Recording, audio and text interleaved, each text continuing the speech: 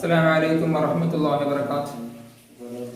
प्यारे भाइयों, आज हम सब 74वां यौम आज़ादी मना रहे हैं।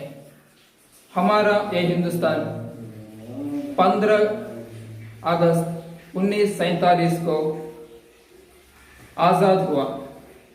तब से लेकर आज तक हमारा ये हिंदुस्तान, पूरे हिंदुस्तान में आज़ादी का जश्न बड़ी शान और शौकत के साथ मनाया जाता है और पूरे मुल्क को दुल्हन की तरह सजाया जाता है और मुजाहिदीन आज़ादी को याद किया जाता है। हमारा हिंदुस्तान एक सुकून और तसल्ली का मुल्क है, इसलिए हम सब इत्तिफाक होना चाहिए, इज्तिमा होना चाहिए।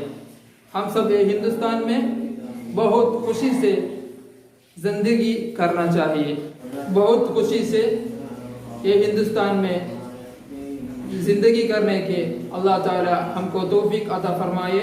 आमीन या रब्बल आलमीन। अस्सलामु अलैकुम व रहमतुल्लाह।